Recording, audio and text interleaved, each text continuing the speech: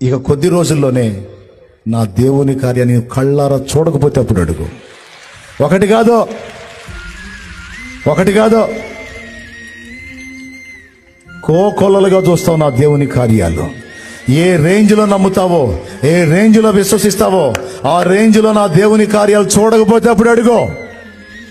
చచ్చిపోదామని ఆలోచన చేస్తున్న వాళ్ళు మీలో కొంతమంది ఉన్నారు, విరక్తి చెంది, అప్పుల బాధలు తట్టుకోలేక, కుటుంబంలో పరిస్థితులు తట్టుకోలేక, కొంతమంది పిల్లలు లేరని గొడ్రాంటి బతుకలేక, అత్తమామలో భర్త ఈ దరిద్రదాన్ని చేసుకున్నాను, పిల్లలు లేరు ఈ గొడ్డుబోద్దానికి, దీన్ని వదిలి ఇంకొక దాన్ని చేసుకోవాలి అనే మాటలు వింటా ఇంకా నేను ఎందుకు బతకాలని ఆలోచించే వాళ్ళు ఉన్నారు. కొన్ని భౌతికమైన సమస్యలను బట్టి ఆత్మీయ జీవితంలో పడతా లెగుస్తూ కొంతమంది కృంగిపోయి ఉన్నారు. మానసిక సమస్యల చేత కొంతమంది అల్లాడుతున్నారు. నేను చెప్తున్నా, ఆ సమస్యలు ఏవైనా ఎంతటివైనా వాటిని మార్చి ఆశీర్వాదకరమైన కార్యాలు నా ప్రభు చేయగలడని విశ్వసించిన వాళ్ళందరి జీవితాల్లో వారి విశ్వాసం మేరకు కార్యాలు తప్పనిసరిగా జరుగుతాయి. నా దేవుడు చేస్తాడు. ఎంతమంది నమ్ముతున్నారు? చేతులు ఎత్తండి. నువ్వు చావాల్సిన అవసరం లేదు. నువ్వు చావాల్సిన అవసరం లేదండి.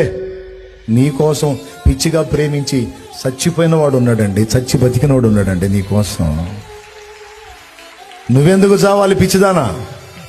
నువ్వెందుకు చావాలి పిచ్చోడా? నా దేవుడు లేడా? నా దేవుడు నీ పరిస్థితులు మార్చలేడా?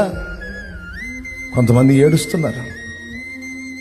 హాయిగా ఆనందంగా సాగిపోయే నా జీవితంలో నా కర్మలు తగులుకునే నాకు బంధకాలు తగులుకునే, దరిద్రం తగులుకుంది నాకు అని కొన్ని ఇబ్బందికరమైన పరిస్థితులను బట్టి కొంతమంది ఏడుస్తున్నారు. నేను చెబుతున్నాను, కృంగిపోవద్దు. విశ్వాసాన్ని చల్లారనీయొద్దు. విశ్వాసాన్ని మాత్రం కలిగి ఉండు. దాన్ని చల్లారనీయొద్దు. ఆ పరిస్థితులు మారుతాయి, త్వరలో ఇంకా కొద్ది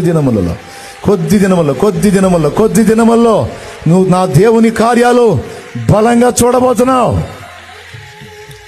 ఇదే నమ్మాడు ఏబు. మొత్తం డబుల్ వచ్చింది, మొత్తం డబుల్ పొందాడు. మరి విశ్వాస వీరుడు.